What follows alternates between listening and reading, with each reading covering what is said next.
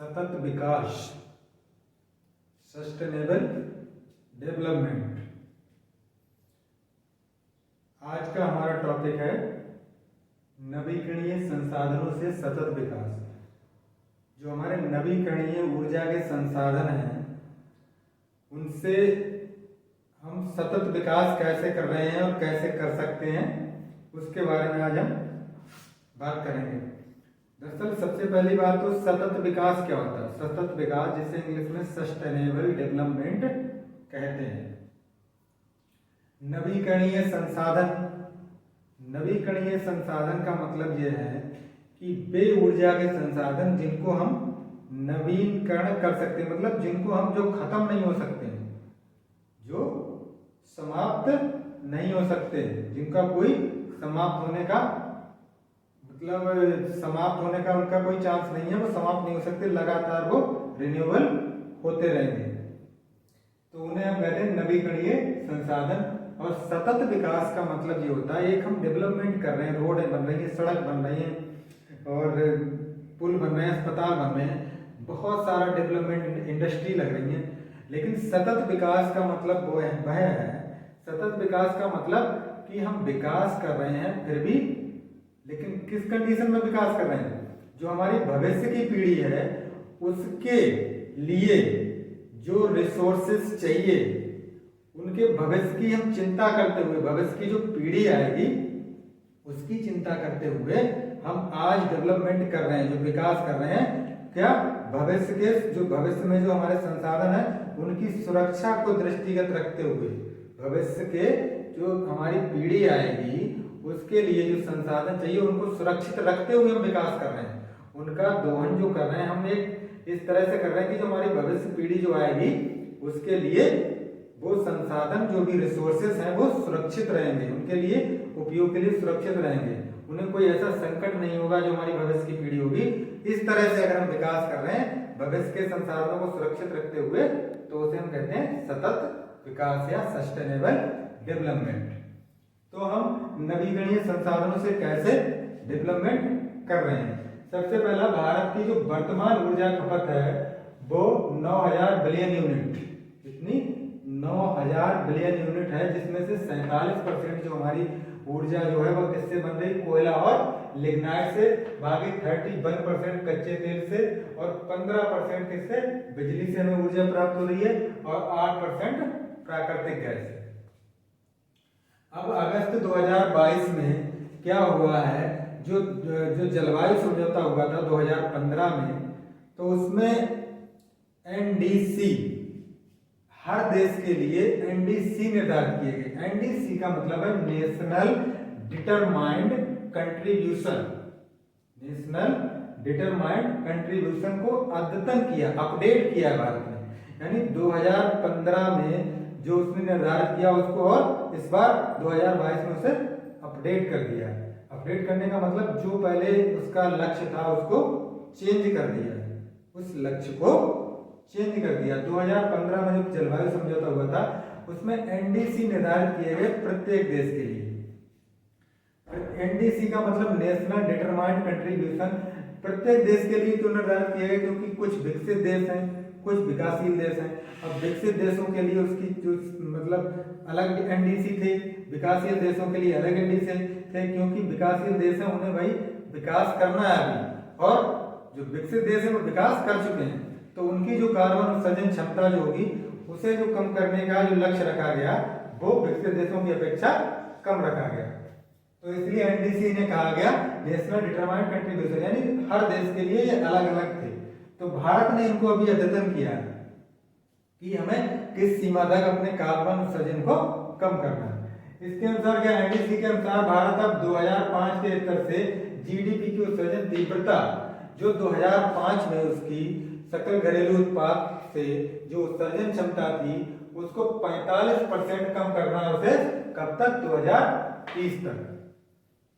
2030 तक, पहले ये कम था लक्ष्य, पहले ये 45% नहीं था, पहले ये शायद 30% के करीब था, लेकिन अब उसने 45% कम कर दिया। और दूसरा वर्ष में क्या करना है, 50% संचयी विद्युत शक्ति और जीवाश्म ईंधन से प्राप्त करने का लक्ष्य, गैर जीवाश्म, यानी जो संचयी हमारी पावर क्षमता है उसमें से 50% जो एनर्जी होगी, अभी हमारा क्या आ रहा है 47% तो कोयला लिग्नाइट से आ रही है, जीवाश्म से आ रही है, जीवाश्म ईंधन होता है कोयला। लेकिन उसमें क्या है 2030 तक 50% जो एनर्जी होगी, जो भी हमारी विद्युत शक्ति जो होगी वो किससे प्राप्त करने का लक्ष्य है, गैर जीवाश्म ईंधन, गैर जीवाश्म ईंधन से प्राप्त करने का लक्ष्य 50% विद्युत शक्ति जो है। भारत तीसरा सबसे बड़ा नवीकरणीय ऊर्जा का उत्पादक है। विश्व की अगर बात करी जाए तो रिन्यूएबल एनर्जी की अगर बात करेंगे तो भारत विश्व में तीसरा सबसे बड़ा उत्पादक है किसका, रिन्यूएबल एनर्जी का, जिसमें से संस्थापित बिजली क्षमता का 42% जो आज हमारा है वो गैर जीवाश्म से प्राप्त हो रहा है। लेकिन 2030 तक हमें इसे कितना करना है, 50%। अभी हमारा जो ऊर्जा का उत्पादक है उसमें संस्थापित बिजली क्षमता का 42% जो हम किससे पैदा कर रहे हैं, गैर जीवाश्म ईंधन से, और हमें 2030 तक उसे कितना करना, 50%, 42 को 50% करना है। बड़े अगर हाइड्रो प्लांटों को छोड़ दिया जाए तो फिर भी भारत की इस समय अनुमानित नवीकरणीय ऊर्जा क्षमता, जो अनुमानित नवीकरणीय ऊर्जा क्षमता है वो 1.5 मिलियन मेगावाट, 1.5 मिलियन मेगावाट है, और जिसमें से 50% सौर और 46% पवन ऊर्जा है। सौर पवन मेन हो गई, 50% सौर और 46% पवन ऊर्जा है। अब हम बात करते हैं हमारे रिन्यूएबल जो सोर्सेस हैं, जो हमारे नवीकरणीय संसाधन है ऊर्जा के, उनके बारे में जो मेन है उनके बारे में बात करेंगे। सबसे पहला मेन संसाधन हमारा सौर ऊर्जा। देखिए हमारा देश जो है वो उत्तरी गोलार्ध में बसा हुआ है, और उत्तरी गोलार्ध में कर्क रेखा जो है वो हमारे देश से गुजरती है।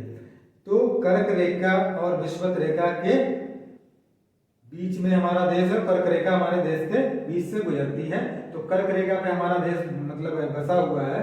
तो ये हमारे यहाँ ऊर्जा का, सौर ऊर्जा यानी सूर्य की रोशनी पर्याप्त मात्रा में प्राप्त हो रही है। तो इसमें क्या है, भारत के इन्होंने एक रिपोर्ट, हमारा जो भारत का जो सौर ऊर्जा वो है संस्थान, सौर ऊर्जा संस्थान जो है, उसने एक रिपोर्ट, उसकी रिपोर्ट के अनुसार क्या है, भारत की भूमि क्षेत्र, जो भारत का भूमि क्षेत्र है वो प्रतिवर्ष 5000 ट्रिलियन किलोवाट प्रति घंटा, KWH मतलब किलोवाट प्रति घंटा, यानी एक यूनिट, जैसे किलोवाट घंटा बोलते हैं यूनिट को बोलते हैं, यानी 5000 ट्रिलियन यूनिट ऊर्जा प्राप्त होती है भारत की भूमि पर सूर्य से।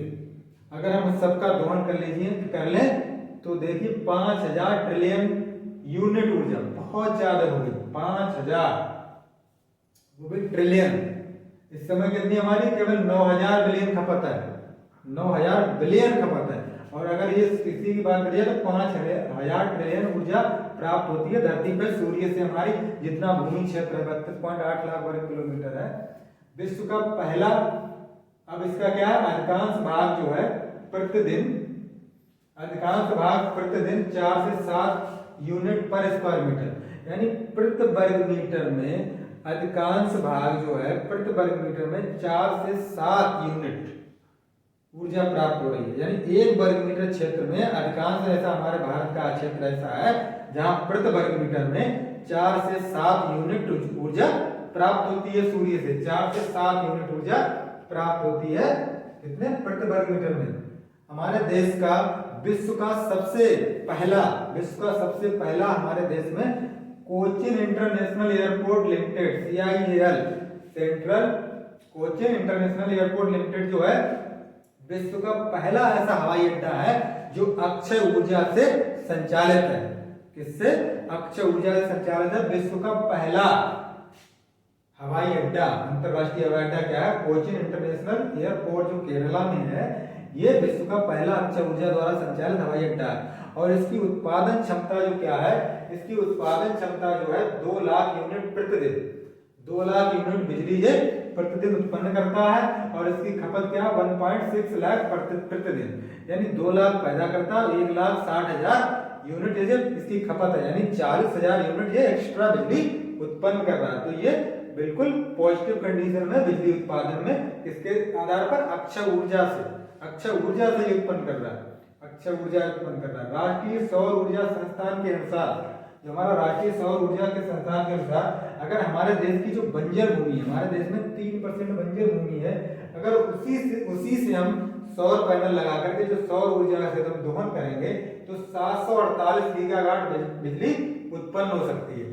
748 गीगावाट बिजली उत्पन्न हो सकती है अगर हम अपनी 3% बंजर भूमि पर सोलर सिस्टम से, सोलर जो है उससे, सौर ऊर्जा से हम उसका दोहन करें। 2010 में राष्ट्रीय सौर मिशन की शुरुआत करी गई, इसी को ध्यान में रखते हुए, और 2015 में जो पेरिस जलवायु समझौता हुआ था उसके बाद भारत ने इंटरनेशनल सोलर अलायंस की स्थापना की थी, अंतरराष्ट्रीय सौर गठबंधन की, जिसमें इसकी जो फ्रांस के साथ मिलकर के उसने की थी और उसकी अगुवाई भारत ही कर रहा है, और उसका मुख्यालय भी हमारे देश के हरियाणा के गुरुग्राम में है। और उसमें लगभग 110 शायद लग रहा 110 देशों के करीब मुझे लग रहा है हस्ताक्षर देश कर चुके हैं, और लगभग 97 देश करीब उसके परमानेंट सदस्य बन चुके हैं। अब हम आते हैं पवन ऊर्जा।